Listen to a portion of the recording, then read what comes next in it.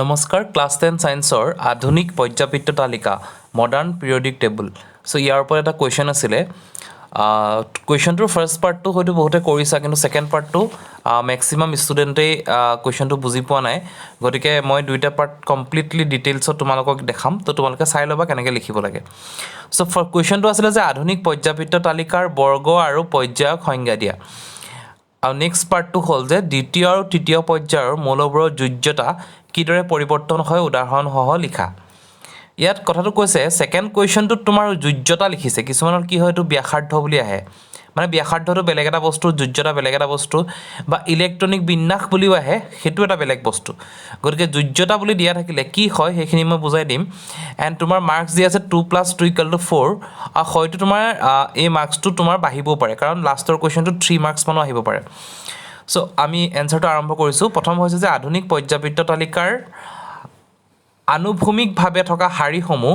য'ত প্ৰতিটো উলম্ব স্তম্ভৰ মৌলবোৰক নিৰ্দিষ্ট সাদৃশ্য বিৰাজ কৰে মানে যিখিনি আনুভূমিকভাৱে থাকে সমান্তৰাল হিচাপে থাকে ইটো হিটোৰ লগত আৰু উলম্ব মৌলবোৰ মানে এটা যিখিনি উলম্ব স্তম্ভ থাকে তাৰ পৰা প্ৰতিটো মৌলৰ এটা নিৰ্দিষ্ট লাইনত থাকিব বাওৰ পৰা সোঁলে তাকে পৰ্যায় বোলে পৰ্যায় তালিকাত 7টা থাকে সো এটো পৰ্যায়ৰ ডেফিনেশনটো হ'ল সেকেন্ড পাৰ্টটো হ'ল যে আধুনিক পৰ্যাবৃত্ত তালিকাত লম্বভাৱে থকা স্তম্ভ যিখিনি লম্বভাৱে থাকে প্ৰথমটো হৈছে আনুভূমিকভাৱে উলম্ব মানে যিখিনি তোমাৰ সমান্তৰাল হয় কিন্তু ভাৰ্টিক্যালি যিখিনি মেইন পইণ্ট গিটা ল আৰু নেক্সটটো তোমাৰ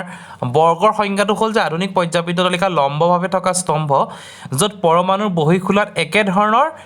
ৰাসায়নিক ধৰ্ম সম্পন্ন আৰু একে ধৰণৰ ইলেক্ট্ৰনিক সজ্জা থকা মৌলবোৰ অন্তৰ্ভুক্ত থাকে মানে বাহিৰৰ যেটো তোমাৰ খোল থাকে সেল থাকে তাত যিখিনি ধৰ্ম থাকে তাৰ ৰাসায়নিক ধৰ্ম আৰু ইলেক্ট্ৰনিক বিন্যাস একে হয় সো এখিনি বৰ্গ বলে বৰ্গ থাকে 18টা গতিকে পৰ্যায় আৰু বৰ্গৰ ডেফিনেশনটো হৈ গল যদি 1 মাৰ্কৰ কাৰণে আহে তেতিয়া হলে তোমালোকে ফাৰ্স্ট লাইনটো লিখিলেই হ'ল 2 মাৰ্ক বা 1.5 ৰ কাৰণে সেকেন্ড লাইনটো লিখিবা কিন্তু সেকেন্ড কোৱেশ্চনটো অতি ইম্পৰ্টেন্ট হয় বহুত মই এটা কথা গম পাওঁ যে বহুত ষ্টুডেন্টে কোৱেশ্চনটো এতিয়ালৈকে বুজি পোৱা নাই গতিকে এই কোৱেশ্চনটো তোমালোকে মিছ নকৰিবা এতিয়া কথাটো হ'ল দ্বিতীয় পৰ্যায়ত থকা মৌলৰ যোজ্যতা পৰিৱৰ্তন এতিয়া প্ৰথমতে ইয়াত কি কৰিব লাগিব তোমালোকে এক্সপ্লেইন কৰি লিখিব পাৰা নহলে টেবুলেশন কৰিব পাৰা টেবুলেশন কৰিলে তোমালোকৰ মাৰ্কস কিনি তোমালোকে পাৰফেক্টলি পাবা গতিকে মই টেবুলেশন কৰি দিছো ধুনিয়াকৈ লিখি লবা সো টেবুলত লেফট সাইডে কি থাকিব নাম থাকিব পাৰমাণবিক সংখ্যা ইলেক্ট্ৰনীয় বিন্যাস যোজক ইলেক্ট্ৰন আৰু যোজ্যতা লাষ্টৰ পইণ্টটো হৈছে যোজ্যতা গতিকে নাম কি আছিল lithium beryllium boron carbon nitrogen oxygen fluorine neon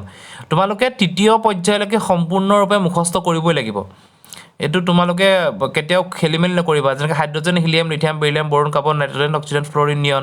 sodium magnesium aluminium silicon phosphorus sulphur chlorine argon so হেখিনি তোমালোকে মুখস্থ কৰিব লাগিব এতিয়া কথাটো হ'ল lithium beryllium boron carbon nitrogen oxygen fluorine and neon এইখিনি আছে তোমাৰ পাৰমাণবিক সংখ্যাৰ দ্বিতীয় পৰ্যায়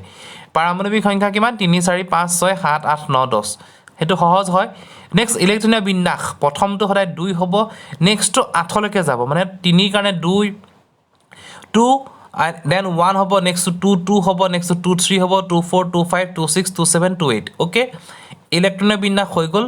যোজক ইলেক্ট্ৰনৰ সংখ্যা এটা বাহিৰৰ কক্ষত থকা ইলেক্ট্ৰনৰ সংখ্যাটো হৈছে যোজক ইলেক্ট্ৰন ইয়াত কিমান আছে 1 হ'ব লিথিয়ামৰ কাৰণে বেৰিলিয়ামৰ কাৰণে 2 হ'ল বোৰনৰ কাৰণে 3 কাৰ্বনৰ কাৰণে 4 5 6 7 8 এনেকৈ তোমাৰ নিয়নলৈ গুচি গল মেইন পইণ্টটো আহিছো হৈছে যোজ্যতাটো কি হয় 1 ৰ পৰা আৰম্ভ হ'ব প্ৰথমৰ এক যোজ্যতাটো 1 লিথিয়ামৰ বোৰনৰ যোজ্যতা 2 বেৰিলিয়ামৰ যোজ্যতা 2 বোৰনৰ 3 কিন্তু কাৰ্বনৰ হৈ গল 4 কাৰণ বাহিৰত 4 আছে কিন্তু এইটো 4টো ইয়াৰ পৰা যোজক ইলেক্ট্ৰনৰ 4 পৰা মই 4টো পোৱা নাই এইটো পাইছো 8 ৰ পৰা 4 মাইনাস কৰি যেটো ভ্যালু থাকে তাৰ পৰা 4 পাইছো সদায় যোজ্যতাটো তেনেকৈ তোমাৰ নিৰূপণ কৰে নাইট্ৰজেনত বাহিৰত 5 আছে কিন্তু যোজ্যতা কিমান তাৰ 8 - 5 = 3 অক্সিজেনৰ তেনেকৈ বাহিৰত 6 আছে যোজ্যতা হ'ল 8 - 6 = 2 আৰু ফ্লোৰিনৰ তোমাৰ যোজ্যতা 7 যোজক ইলেক্ট্ৰনৰ সংখ্যা 7 আছে কিন্তু যোজ্যতা পাইছো আমি 8 - 7 = 1 আৰু নিয়ন সম্ভ্ৰান্ত গেছ 8 - 8 = 0 গতিকে এটো সদায় তোমালোকে বুজিবলৈ ট্ৰাই কৰিবা তৃতীয় পৰ্যায়ৰ মৌললৈ গৈছো sodium magnesium aluminium silicon phosphorus sulphur chlorine argon 11 12 13 14 15 16 17 and 18 ইলেক্ট্ৰনৰ বিন্যাস 2 আৰু 8 8কে নেক্সট আমি বেলেগে লিখিব লাগিব 2 8 2 8 1 2 8 2 2 8 3 2 8 4 up to 2 8 8 ওকে আৰ্গনলৈকে পাই গলো আমি যোজক ইলেক্ট্ৰনৰ সংখ্যা 1 2 3 4 5 6 7 8 হৈ গ'ল যোজ্যতা কিন্তু বেলেগ হ'ল 1 2 3 দেন 4 4 টো কৰ পৰা পালো 8 - 4 = 4 দেন 8 - 5 = 3 আৰু 8 - 6 = 2 8 - 7 = 1 8 - 8 = 0 গতিকে দুইটা পৰ্যায়ৰ যোজ্যতা বাওঁফালৰ পৰা সোঁফাললৈ বাঢ়ি 1 ৰ পৰা 4 লৈ বৃদ্ধি হয় আৰু তাৰ পিছত ই হ্ৰাস পাই সম্ভ্ৰান্ত কেছত শূন্য হয় অৰ্থাৎ পৰ্যায়ত যোজ্যতাৰ পৰিৱৰ্তন 1 2 3 4 3 2 1 0 আৰু লাষ্টৰ এইটো মই তোমাৰ দাৰি হিচাপে দিছোঁ 1 নহয় গতিকে 1 2 3 4 and 3 2 1 0 গতিকে এইখিনি হৈছে মেইন হয় আৰু আধুনিক পৰ্যায়বৃত্ত তালিকাৰ যিখিনি ভিডিঅ' দিয়া আছে অলৰেডি মই চেপ্টাৰ ডিছকাশ্যনৰ ভিডিঅ' আছে এইটো পঢ়িবা ভালকৈ আৰু এইখিনি এতিয়া সদায় মনত ৰাখিব যে hydrogen helium lithium beryllium boron carbon nitrogen oxygen fluorine neon sodium magnesium aluminium silicon phosphorus sulphur chlorine argon গতিকে এই থাৰ্ড যিটো পৰ্যায় সেইখিনিকে মনত ৰাখিবা বাকীখিনি তোমালোকৰ ইজি হ'ব গতিকে কিবা ডাউট থাকিলে মোক জনাবা আজি ভিডিঅ'টো ইমানখিনি থেংক ইউ